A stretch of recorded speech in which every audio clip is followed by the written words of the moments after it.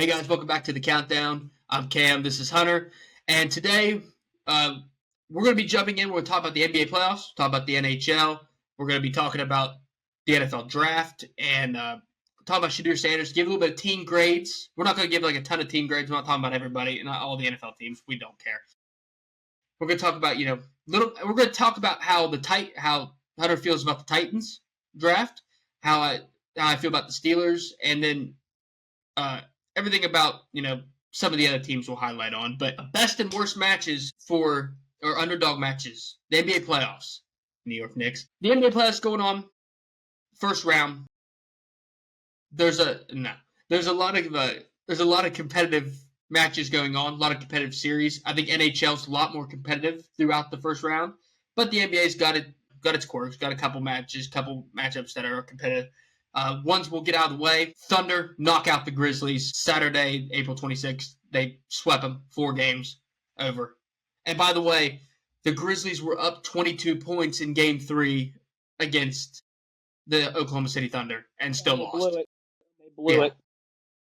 So I believe there's another 1 seed that you're forgetting to mention that are up 3-0 on the Miami Heat, about to sweep them. I feel like but I just brought up the team that already finished. It's already finished. Well, the Cavs are going to finish the Heat off Monday night, so you can count that in there, ladies and gentlemen. Okay. My opinion. The East is weak and a joke. Yeah, I agree. No, that's not it.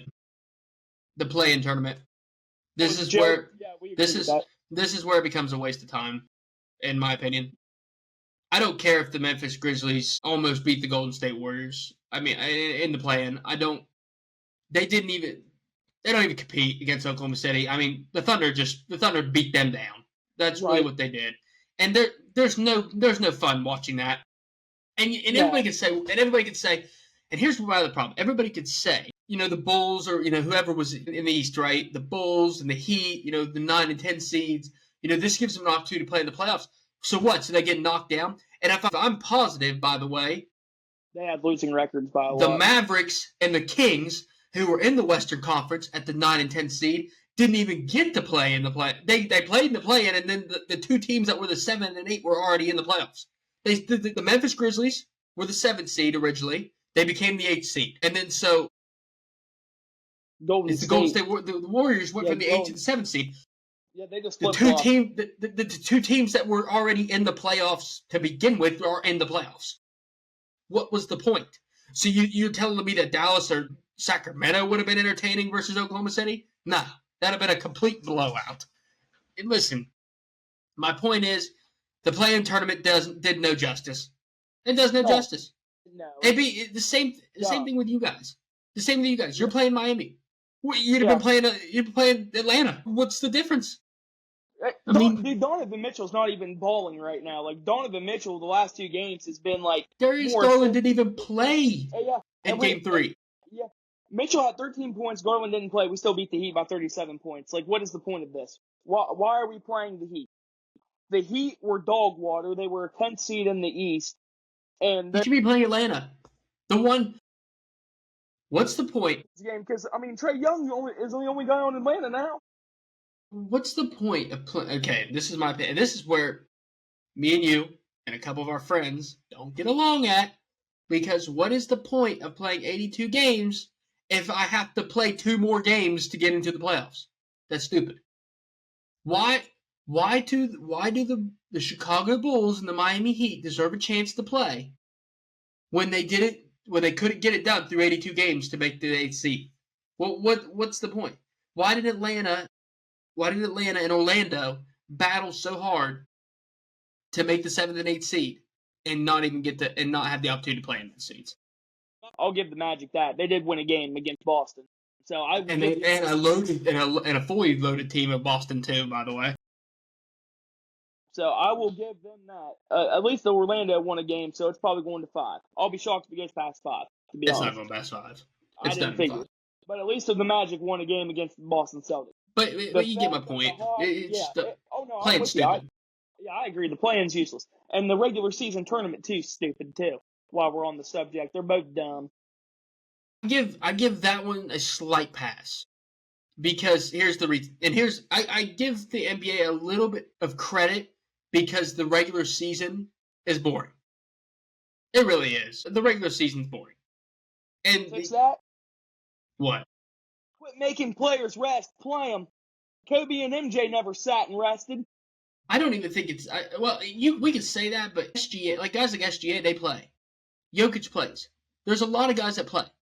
The problem is that I think the NBA Cup brings a little bit. The value of the NBA Cup is nothing to me, really. It doesn't mean a whole bunch. Yeah, I think the idea of trying to be creative and make a competitive notion is fun.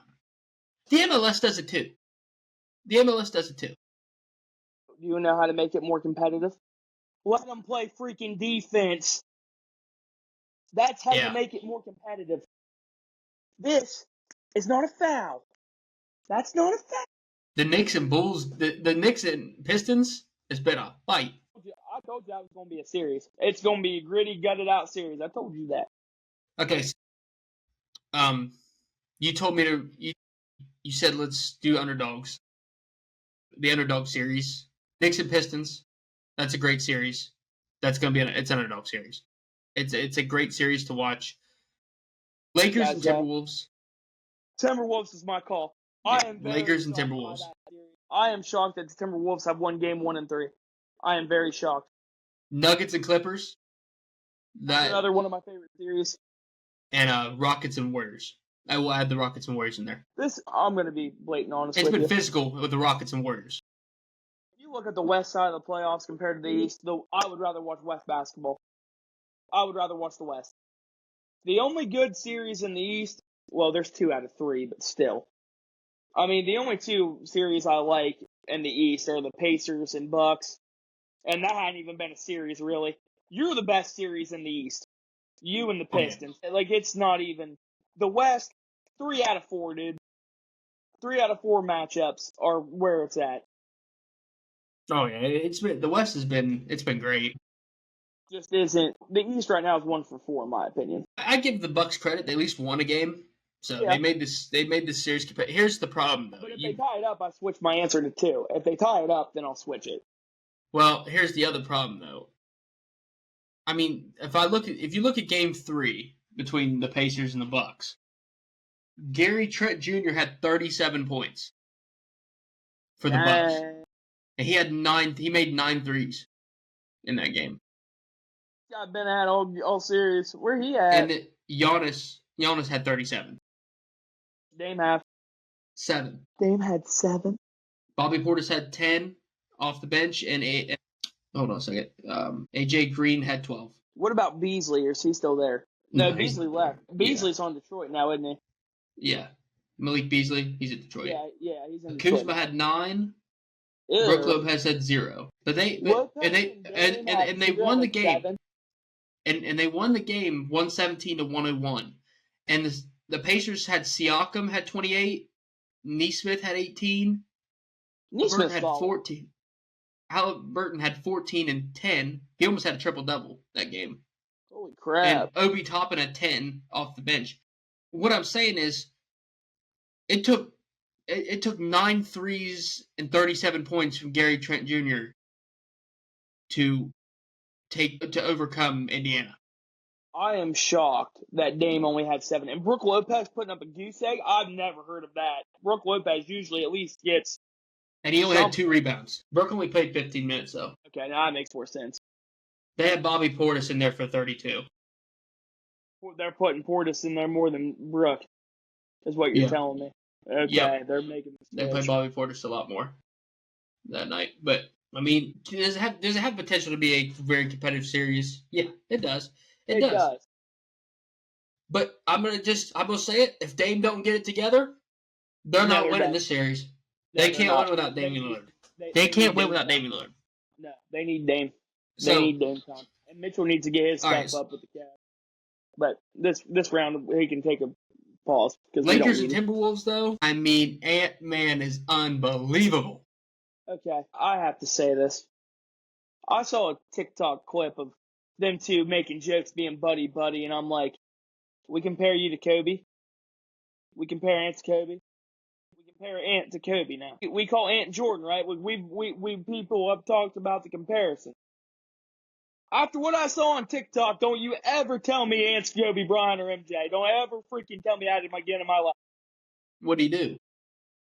Joking, laughing, smiling with LeBron, Well, he's making not a hateful jokes. person. That ain't the point, and you know it. MJ You and know what? Kobe, no. MJ and Kobe are You not know what making he? jokes. You know what he told LeBron, right? After last season, you know what Ant-Man told him, right? Ant-Man said a lot of people always ask LeBron who's going to be the next guy. You know what I mean? Who's going to be the top guy after you're gone? He said, I would say Ant-Man, but he goes, he don't want that. Anthony Edwards is he's admitted to people he doesn't want to be the face. He has no desire to be a part of that. He goes, I got no desire of being criticized and all that. I have no desire from it. But that's the problem.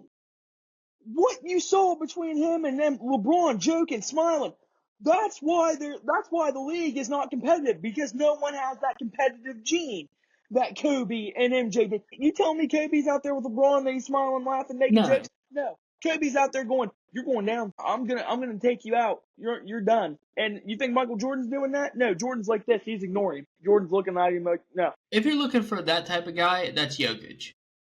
But that's why the league sucks, is because there's no defense, there's no competitiveness.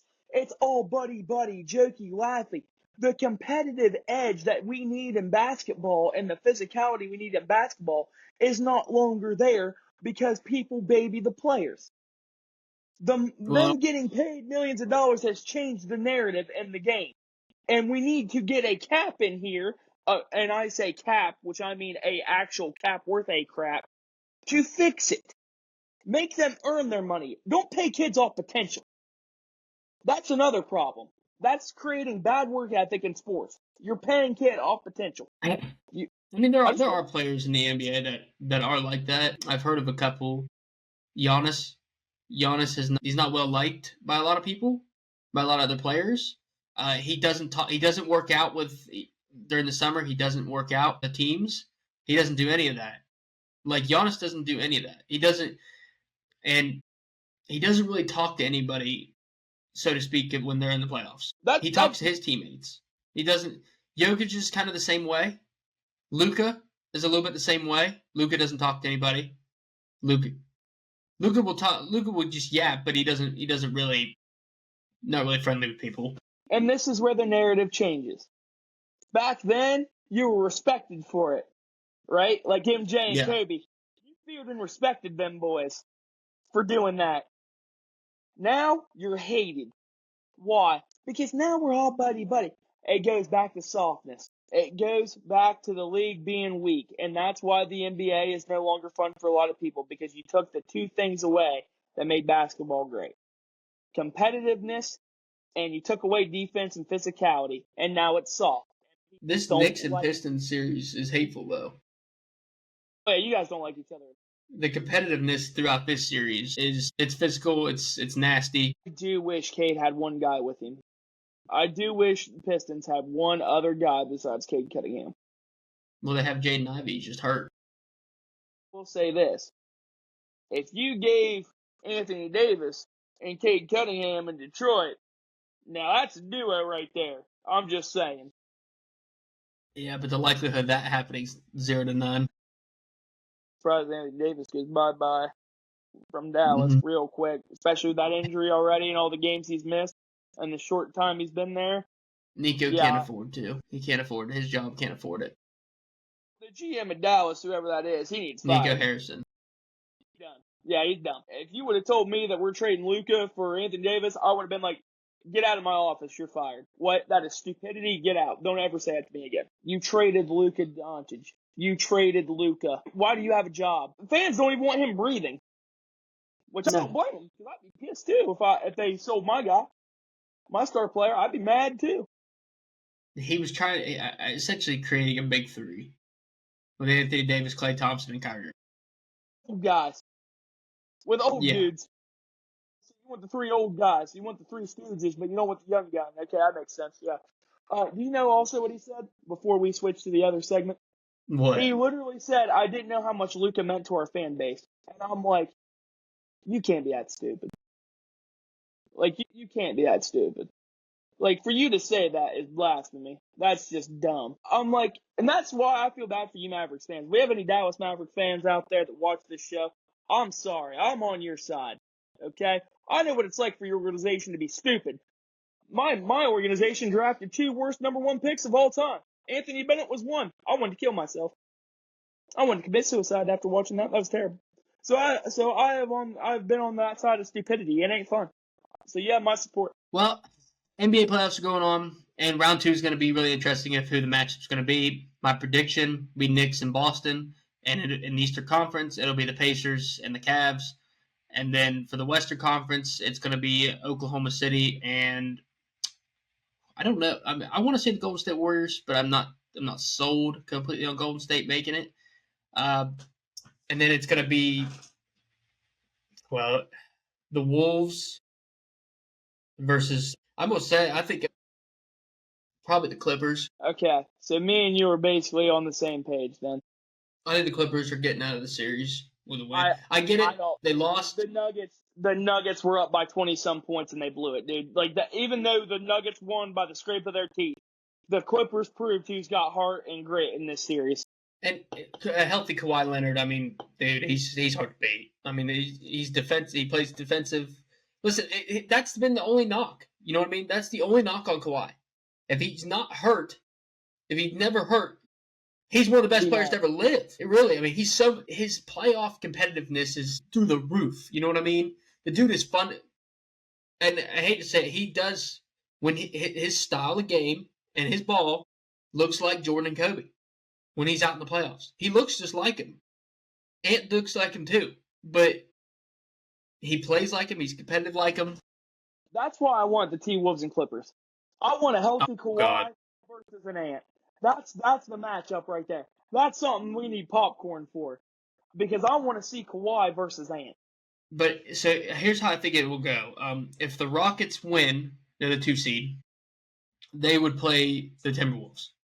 If I'm positive, no, they would play the Clippers.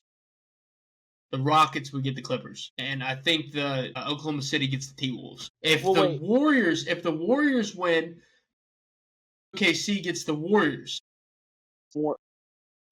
Okay, so Thunder are 1, right? Rockets are 2. So winner would play the bracket of 4 and 5. So one would be one's up here. It's like I said, if OKC wins, they're here. OKC won. Houston wins. They're down here. They're in the second bracket. They're off from each other. So then you're going to have. It's not like NFL. We learned that last year. Remember, you don't get the lower seed. You play who's in your bracket. Because me and you thought the same way last year that it worked like the NFL, but it don't. Hold on a second. Let me say it. Bracket. Because I used to think the same thing. I thought you got the lowest seed remaining. The highest seed gets the lowest seed remaining, but it don't work like that. They go by the bracket. So whoever was 4 and 5. I think it's going to go this way. I think the winner of the Houston Rockets and the Warriors will play the winner of the Lakers and the Wolves. Okay. And I think the winner of the Nuggets and the Clippers plays OKC. That sounds right. So I think that's exactly how that's pairing it. Because if I look at the Eastern Conference correctly, that's how it's going to pair out. Boston will play the Knicks and the winner of the Pacers. And the yeah. So we'll play the winner of the Pacers. Because one goes to 4, so it's like the 1 through 4 order, just the winner. So like instead of playing 4, I play 5. I think the Clippers versus the Thunder is a phenomenal series. Do not like how you don't get the lowest seed remaining. That's what I don't like about it too. Like I don't like how it's like, say 4 wins, 4 beats a 5, but a 6 beats a 3. 2 plays a 6 while I play a 4. Like I'm the 1 seed, I should get the lowest seeding remaining. Yeah, but I mean, that's another reason I don't understand it. I don't get that. Like you're a 1 seed, you should play the lowest seed remaining. But yeah. I mean, I see what you're saying. That makes sense. What they do is just weird. They're like, no, that's the way the bracket is. I'm like, just do it like the NFL. You're a 1 seed. You should deserve to play the lowest seed remaining in the second round. All right, we got to move on to the NHL, the other playoff series going on. Ottawa won last night in overtime. The Wild blew it in overtime. I'm very upset. The Wild did blow it. The Avalanche killed the Stars. You know what? There are two teams right now in the NHL playoffs that look like absolute inconsistency BS, and I'm tired of The them. Stars. And the Oilers. Those are the two most inconsistent Western Conference teams I've ever seen. It's either they're winning by 4 or they're losing by 4. It don't matter. I'm going to say, almost there is no underdog series in the NHL. Almost all of them are competitive, except for Toronto and Ottawa. Well, Ottawa won last night. They're going to play. But Toronto's up 3-1. Toronto's going to beat them in Toronto. Yeah, so but I give Ottawa credit. They won a game. I give them credit. They're a young hockey club. They got a lot to learn, but I'm proud of them for not giving up. They showed heart and they won a game, so I give them credit. Every other series has potential to go by 5. Every. One of the reasons I like playoff hockey, right, is because you don't get very many sweeps like you do in NBA, or like you don't get very many blowouts. Like, I mean, don't get me wrong, there's blowout games, but I mean series. So like last night, the Avs beat the Stars 4-0. And then the Stars came back, game whatever, won by 4 or 5 goals. It's just that's how hockey is. It's back and forth, and it's hard to sweep a team. It's harder to sweep a team in hockey than it is in NBA. Like the 1 seeds usually, we're to the point now in NBA where 1 seeds literally get a first round bye. Yeah, pretty much how it goes. That's pretty much it. Yes. So the Panthers and the Lightning. Here's what I find funny about this series. Dear Lord. The Panthers go to Tampa, right? Beat them twice. They play the Lightning. Lightning is at home for 2 games. They get their ass kicked for 2 games. The Lightning go to the Panthers arena and turf stomp them. Is this going to be an away winner series? I think it will be until the end. Yeah, I think this is a 6 or 7 game series easily. Florida and Tampa going 7. I think that's going the distance. I like how me and you and our predictions are different though for this series. Oh, I picked Florida. I hope I picked Florida. Lightning in 7. Yeah, no, I picked Florida. I'm not going against the Panthers, man. So before the Stars and Avs are going 7 too. I think that's another thing going 7. Before the NHL playoffs kicked off, Hunter and I projected who was going to win round 1. So we start out. I'll tell you Hunter's real quick. Hunter is Jets in 6, Avalanche in 7, Knights in 5, which both of that for us is not working out either way. Yeah, well, I still got Vegas winning, so it don't matter. Oilers in 6, which isn't looking promising. I want to retract that statement. The Oilers are scaring me. My Connor McDavid. You have Leafs in 6, Panthers in 7. You have Caps in 6. You have Canes in 6. You have Canes in 6. I had the Jets in 5, which could still pan out. That could still pan out, yeah. Avalanche in 6, which isn't panning out. Unless, technically it could. If Colorado wins the next 2. I don't think so. I don't think so. I think Knights, I had Knights in 5. That's not working out. I still have Oilers in 7, which looks like a, well, a really tough series. You know, I ain't picking the Kings. I'd rather die. Yeah. My Leafs pick got blown last night. I had Leafs in 4. You to go in 5. You always give. I have Lightning in 7. I had Caps in 4, which now the Caps are probably going to win in 5. And you were going to go watch the Lightning and Panthers because that's the only game series. And Devils in 7. Okay. So now you want to be a tough guy, huh? You want to be a Timmy Tough Nuts. You want to pick the freaking New Jersey. Let me explain something to you. If Carolina somehow blows a 2-0 series lead against these chumps, I'm going to headbutt a wall.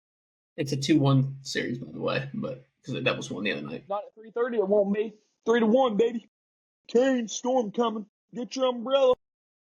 Nope. No, sir. Devils. All right, so we're going to have to watch the Canes and Devils Game 7, and we're going to have to watch the Lightning and Florida Game 7. Got it. Well, we know Florida and Lightning are going to 7 games. I'd be shocked if they don't. I called that. Yeah, I would be shocked if they didn't either. I would be very shocked. Avalanche are winning at 6. Stars are too inconsistent. Both teams are inconsistent. Yeah, but here's the problem. The Stars have like barely led any game. The Avalanche have led almost every single game until the last second. Look up Robertson's stats for the Dallas Stars real quick. What's it, Robertson? You said?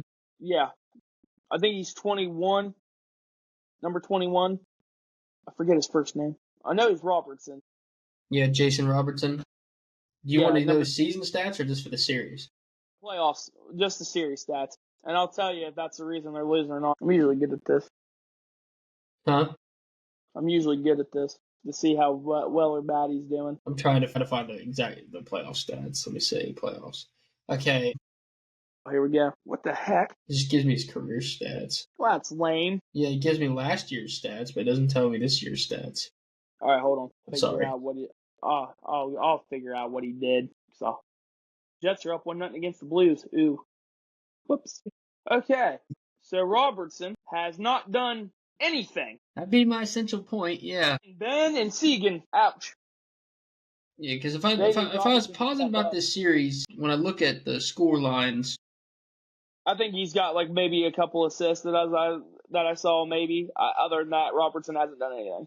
It's been Tyler Seguin and Jamie Benn, which I love Jamie Benn. Because game 1, Avalanche won 5-1 against the Stars. Game 2, it goes to OT, but the Avalanche led 3-2 till the end of the third. And then the Stars scored 1 in the third, and they scored 1 in OT. And then game 3, the Stars and Avalanche play. And Avalanche, if I'm positive, they led 1-0 through the first, the second, and it took till the third with 9 minutes to go for the Stars to score, and then the Stars scored in overtime. It took the only time the Stars have won in this series is in overtime. They've never won without overtime. And then you had Saturday night, game 4, the Avalanche led the entire time. Yeah. They won 4-0. It's just scored. It's tied 1-1. And then, so for game 4, if I look at Colorado and Dallas' stats, face-offs was 50-50. Dallas only had 23 shots to Colorado's 48. Colorado had 10 penalty minutes to Dallas' 6, and they both had the same amount of hits. Monday night, it's going to be crazy for hockey. It's both of our series that we picked game. I think that I had Avalanche at 6. I have Avalanche at 6. No, I have Colorado at 6. I had Avs, didn't I? I think I picked Colorado too. I think the only two series. Yeah, I picked Avs in 7. I think the only two series that we have different is the Devils and Canes and the Panthers and Lightning. I think that's the only two series we have different. Yeah, it is. Golden Knights the Golden Knights are really performing. They're going to disband that super team. They're literally going to disband it soon. Tomorrow night Tuesday night, the 29th at 10. It's going to decide that whole series for us right here. If the Kings beat the Oilers, it's done. What's the series for that? It's 2-1. The Kings are at home. No. Edmonton's got to win tonight. Edmonton's got to tie it. Yeah, Edmonton. Yeah, Edmonton. Sorry, Sunday. I meant. Yeah, tonight. Yeah, I mean, if Edmonton. Yeah. By the way, if the Blues tie the Jets by the time this episode comes out, the Jets are in big trouble. Yeah, they are. They got to beat the Blues here today. They got to end them.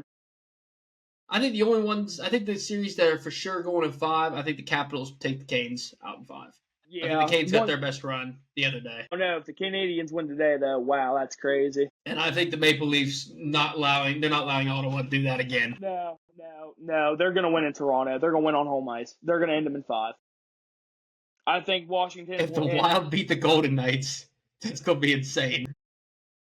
I can't stand Vegas. I think for how much they do, that so stacked they are, they underperform. You have Jack Eichel, you have Theodore, you have Pietrangelo, like you have so many guys.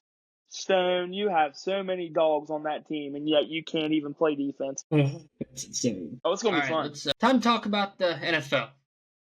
Time to talk about the NFL. I mean, this is... Okay, so to start out really with the NFL, This has been a kind of a quarterback talk throughout the NFL draft. A lot of people talk about Cam Ward. Cam Ward was the biggest conversation. Shadir Sanders was a huge conversation. There's a lot of different players. Will Campbell, which I love for the New England Patriots, by the way. Love that pick by them. Good pick. But overall, the NFL draft, I think it was different this year. I think it was really weird. It panned out a lot different than a lot of people thought. What was your overall take on how the Titans got Cam Ward? What do you think? For the first time in a long time, I have nothing to complain about. I thought the Titans drafted good. We got everything we needed. Got some running back help. I like the kid from Michigan. I honestly like the new GM. I think for his first draft, he did really well. He got what we needed. Nothing flashy, nothing out of the way. Got some depth at running back and safety. He got us an edge, corner, 2 wide receivers. But he didn't screw up the first overall pick. He didn't screw it up. We didn't trade it away like most people thought we would. We got a quarterback. We got the best quarterback in the draft, and that's not debatable to me. Cam Ward was definitely the best quarterback going in this draft. Like, we all know that. I had Cam Ward and then Shadir a little bit under him, and then everybody else. But as you can see, that's not how the NFL saw it. It is not. Dart going in the first round made me laugh. Tyler Shaw going over Shadir Sanders is pathetic. Dylan Gabriel going over him is pathetic to me. Well, I don't know. I like Dylan Gabriel. I think Dylan Gabriel is a good quarterback. But I don't think he's as talented as Shadir is. But this is what happens when you don't do the combine and you give your interviews that you did. Like, this is what happens. So, for an interesting draft, who I thought had the Browns drafting was very, very interesting. I like Mason Graham. I think that's a great pickup for him. I think Mason Graham was great. I don't understand Dylan Gabriel and Shadir both. I don't understand what's going on with their quarterback room. They have Watson, who's hurt, Flacco, Kenny Pickett, Dylan Gabriel, and now Shadir Sanders. It's just like they're hoping. I think we were talking last night. I'm pretty sure the Browns have had 40 quarterbacks now completing with Shadir Sanders since 2000. That's like horrible. So yeah, they're just praying that something will work out. Well, so I also think so too. Like, I think the move is going to be get rid of Flacco, get rid of Watson, and then run the 3 young studs. I think that could be it. I think that's going to be the future moving forward. So I think they had a really interesting draft. I do like Mason Graham. I give him credit for that. Mason Graham was a great pickup for him. Another interesting one was the Jets. The Jets drafting was very strange, I would say. I don't understand why he went. Who'd they get? Offensive lineman, right? Or was it a defensive lineman? No, they picked right? They went a lineman. They went offensive line from Missouri. Okay, that's what I thought. That was a good pick. I think that's a good pick, but here's my other problem. You went offensive lineman in the first round, but you went tight end second round, and you got the kid from LSU. Tyler Warren should have been your number 1 pick in the first round. You should have gotten Tyler Warren with the first pick, and then got in all offensive linemen, because offensive linemen were stacked in this draft. You cannot get wrong, in my opinion, with an offensive lineman in this draft. So I think the Bears also went weird with that too. I think the Bears passing on Tyler Warren for Loveland, which I would tell you, Loveland is he's a good run blocker, and he's a good route runner. So the only conception I came up with the Bears passing on Tyler Warren was they don't really need – Tyler Warren is a tight end / wideout, and I guess they really don't need another wideout. You know what I mean? They got 3 good wideouts. Put him in there at running back. Right. That's why I like Tyler Warren. So I think that's the only reason they passed on Tyler Warren is because they need a true tight end, and Colston Loveland really fills that position. So I understand now why they did it. At the time, you're looking at the talent level, and Tyler Warren is miles better than Colston, in my opinion, Colston Loveland. In my opinion, I wouldn't care what kind of tight end Tyler Warren was. I would have drafted Tyler Warren. He should have been the first tight end taken off the board. 100. He was the best tight end in the draft. Yeah, for Tyler Warren to go to the Colts, though, it's going to be a good situation for him.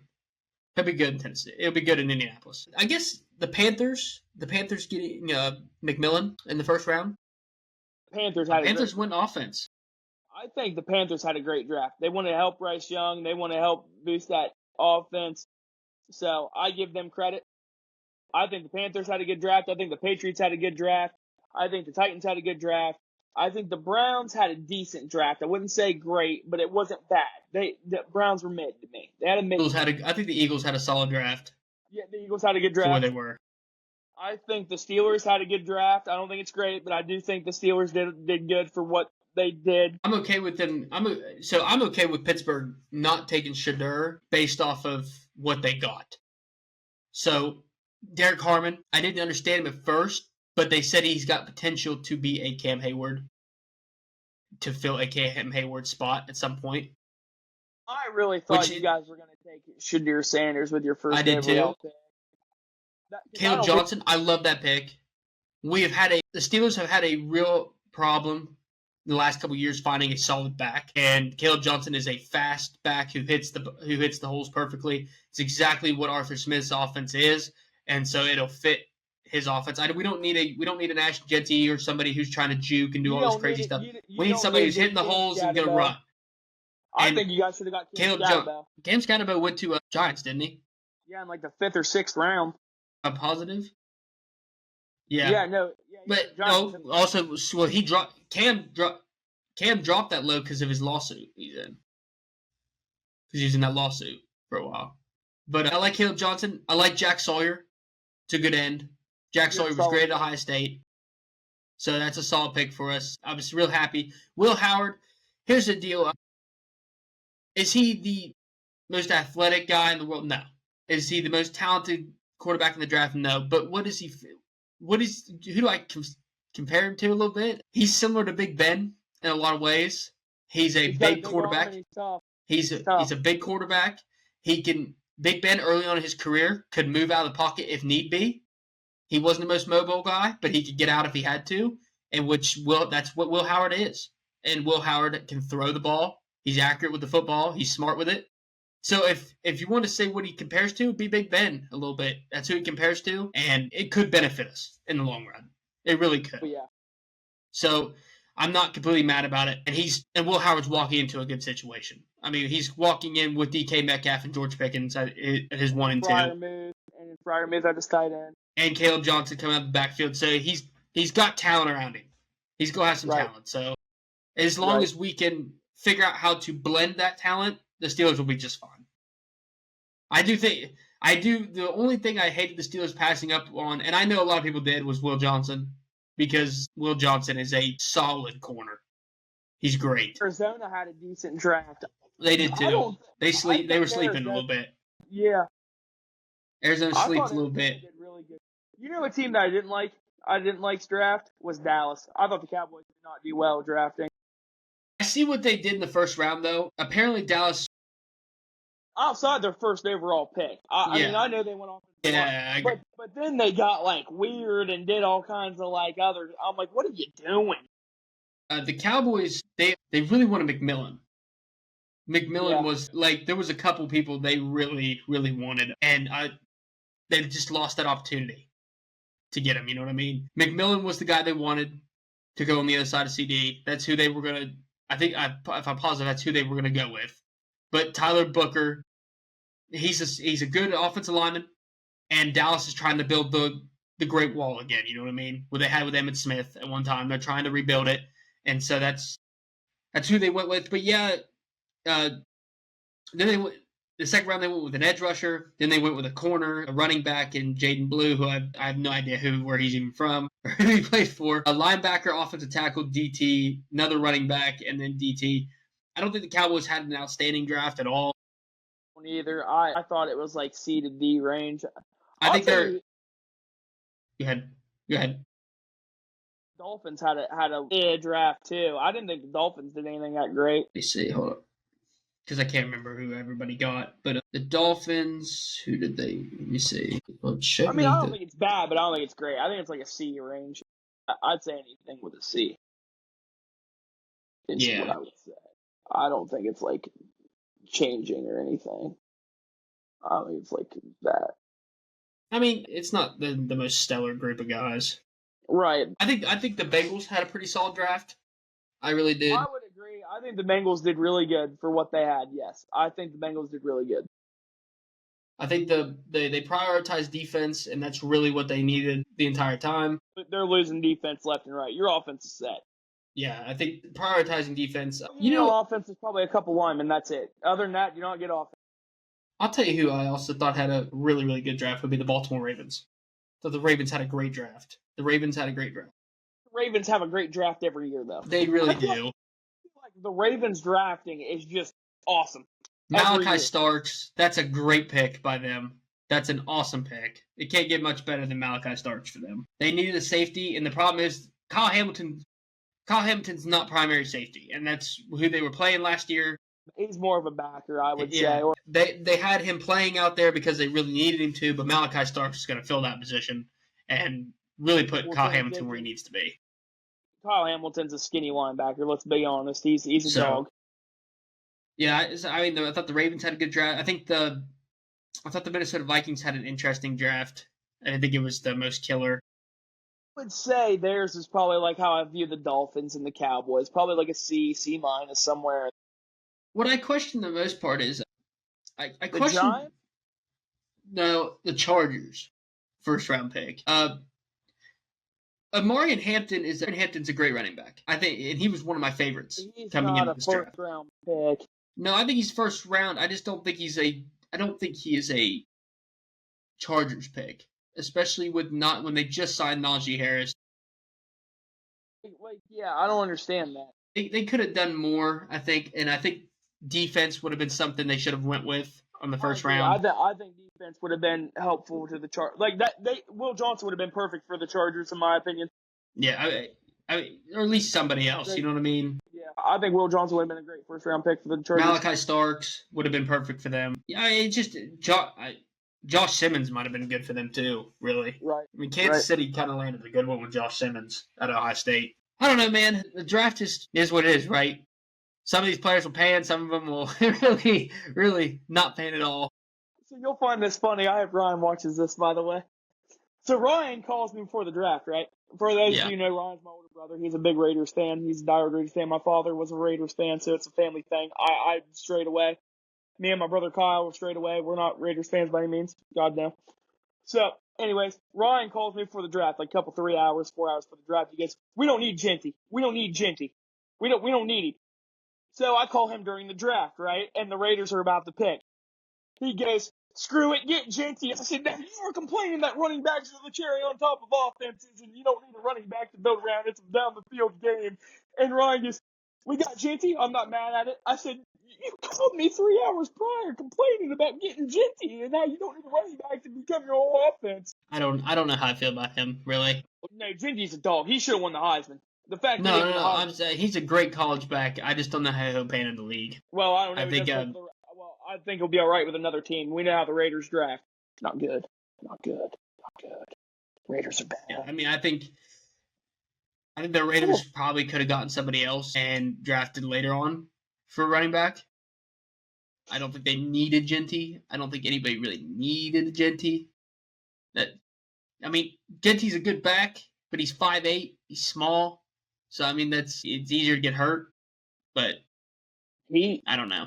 He fits a Pete Carroll system.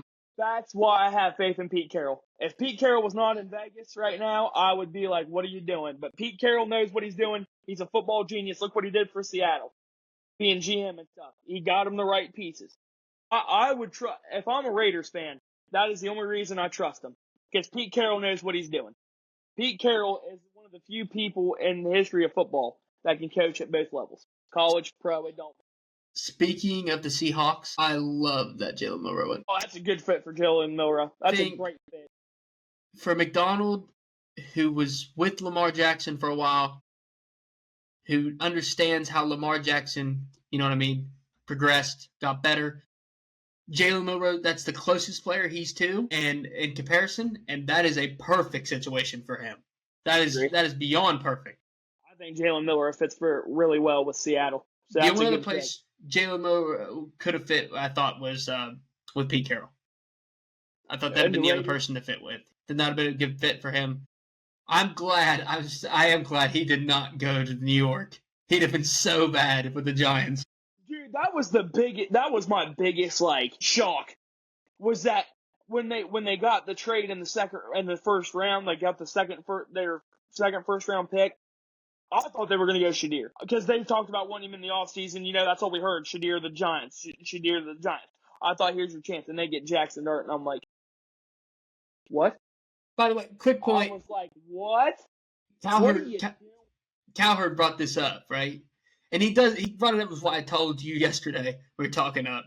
He goes, I don't understand why every single season we got some guy like Daniel Jones who we never talked about during college football. We all knew who Jackson Dart was, but it wasn't like he was stellar. You know what I mean? Right. It's like talking about Riley Leonard. It was like talking about Ryan Leonard, right? Yeah. He's all right, but he wasn't the top notch like Cam Ward, Shedeur Sanders. We didn't talk about him all that much. He comes in the NFL draft, and I mean, we're just like Daniel Jones, the Giants, talking about Daniel Jones like he's the greatest thing that we've ever seen, and he's not. And then so I'm not hating on Jackson Dart because he has potential, but I'm also saying is, when did Jackson Dart become a first-round pick? Right. When all of a sudden between last year, between the beginning of college football season and now, did Jackson Dart show at any potential he was a first-round pick? That he was any better than anybody else? I would have taken. All right, so I'm going to be honest. I'm going to be real with you. There were 3 quarterbacks I would have taken before Jackson Dart. Shedeur Sanders is one of them. Cam Ward's obviously the best quarterback in this draft. And this is going to be an unpopular opinion, but I'm telling you, I still would have done it. I would have taken Dillon Gabriel over Jackson Dart. That's tough. I know it's tough, and I know there's controversy, but I would have. Now, I will say this: I would have taken Jackson Dart over Tyler Shaw. That was the dumbest pick of the draft, in my opinion. The Saints picking him. Why? So okay, I would have taken so many quarterbacks over him. They spent the most time with Tyler.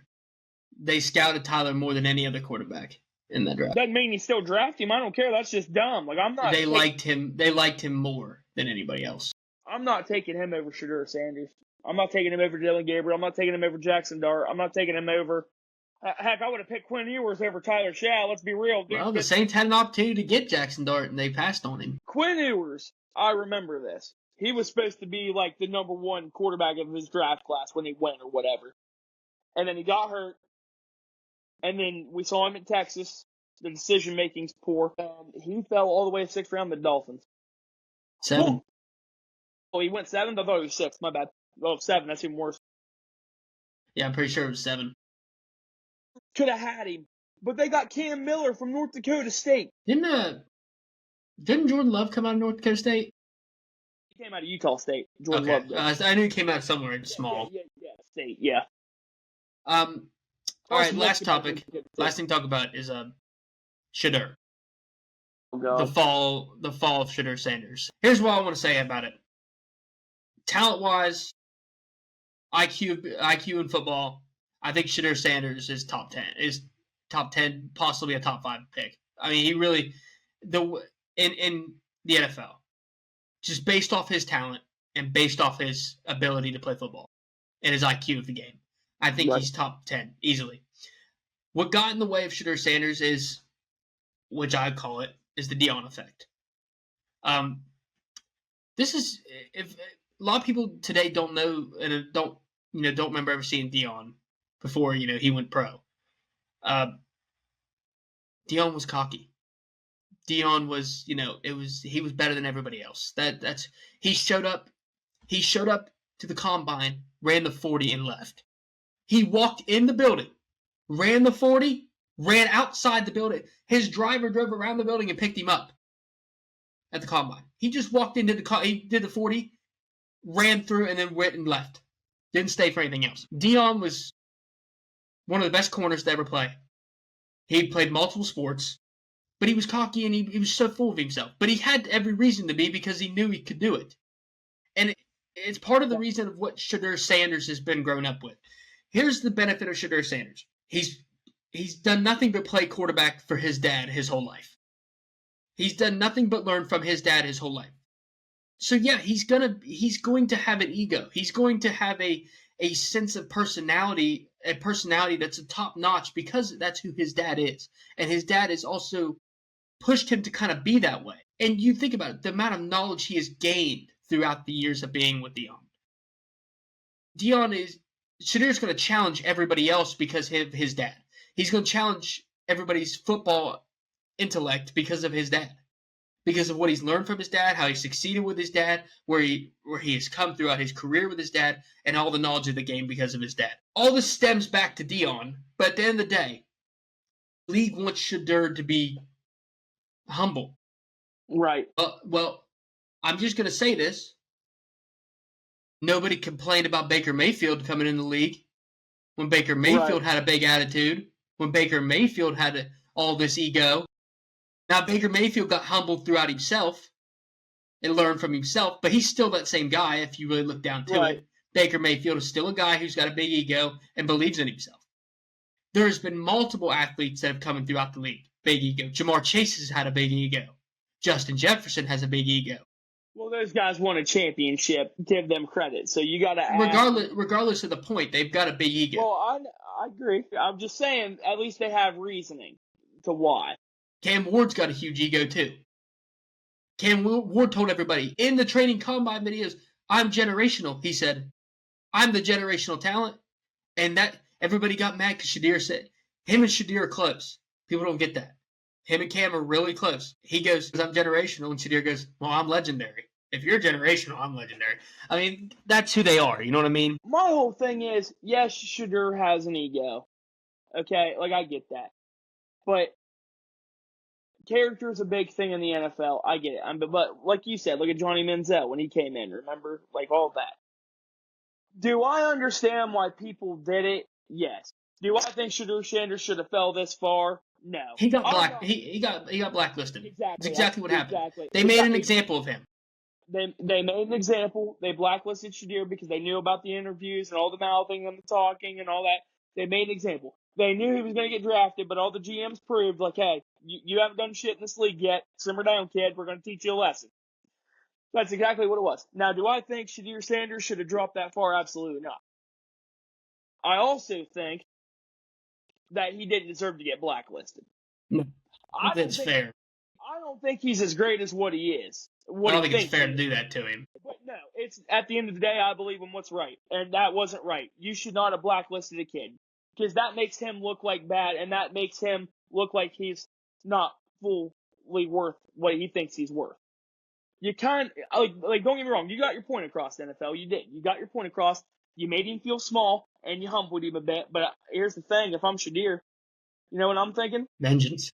What exactly? Motivation. You just gave me all the motivation in the world. Cleveland could have hit a home run. You literally just proved to me that what I need to do now. I'm gonna prove 30 other teams wrong because I knew the Titans weren't gonna pick him. We knew that he was not going. I knew who we were going after. If we were going quarterback, I knew who our guy was. There was no doubt in my mind we were getting Cam Ward. I also see it this way: why Pittsburgh didn't pick him.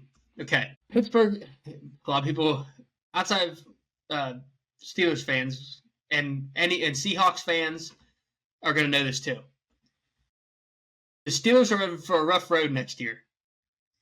Well, yeah. DK Metcalf and George Pickens going to be fighting everybody. They already be getting in trouble for doing things. They're going to be fighting everybody. They already have two huge egos. Okay, that's going to be hard to counterbalance. George Pickens going to want the ball. DK Metcalf's going to expect the ball. It's going to be hard to counterbalance that. To have Shadir Sanders in there too with a big ego, I could see the kind of where the Steelers are like, okay, there's going to be like a disconnect. You know what I mean? You got a humble guy like Will Howard who just wants to prove himself. You know, wants a chance. Better, and that evens it out, and that calms it down a little bit. That brings it down to here a little bit, where Shadir Sanders is going to be like hyping them up along with them fighting everybody. That's going to be I could see where the nightmare just starts to turn. You know what I mean? But at the end of the day, Shadir. No, he's a great talent, and I hope he pans. I really do. The fact that the Giants took Jackson Dart over him, Tyler Shaw, like so many quarters. The Giants be doing the same stupid thing they've been doing for years. They just do the stupidest things that they did it with Daniel Jones. They continue to do it. They drafted And they don't learn. They don't learn their lesson either. That's another thing I don't get. Like, why are you doing this again? Like, why? They don't draft. They drafted Abdul Carter, which Abdul Carter's going to be great, but That was a good pick. I'm not disagreeing with that pick. But the Jackson Dart, you could have got Shadur Sanders and Abdul Carter right there. by the way, Abdul Carter trying to get Lawrence Taylor's number is insane. You see that? You ain't getting Lawrence Taylor's number. No, so. he asked for it. He said, I need to have a conversation with LT about 56. And LT responded to him and said, you can go pick any number you want. It could be 00. It could be 100, he said. You can pick whatever number. You are not getting 56. You go make your number famous. I already made mine famous. You're not. See, it's like Warren Moon giving up number 1 for freaking. Warren Moon gave up his number. Give up his retired number to. I don't like that. To Cam Ward. Like, here's how I feel about that. I'm not saying that if you get your number retired or jersey retired in the NFL, you should never be allowed to give it up. If I was the owner, if I was Amy, I'd be like telling Warren Moon, we're not giving it up. I don't care. We're not doing it. You don't give up unretired jerseys. You don't give them up. We have enough numbers that Moore can take another number. He could be 11. Yeah. All right, guys. We've had a long episode here. A lot of NBA, a lot of NHL talk, a lot of bit about the NFL. We'll be back next week. We're going to start doing this weekly. I'm on his butt like white on. I think, Hunter, we're going to probably break it up. We'll do normal sports episode, and I think we should still do a WWE coverage and still be able to cover, Backlash and throw in some UFC stuff and keep our TKO sports separate. Yeah, I think we should, still continue to talk about that because there are a lot of fans for WWE. There's a lot of things going on. So, all right, well, ladies and gentlemen, hope you enjoyed the episode, and we're back. Like, subscribe, guys. Appreciate the love. And we'll see y'all next week. Go Knicks!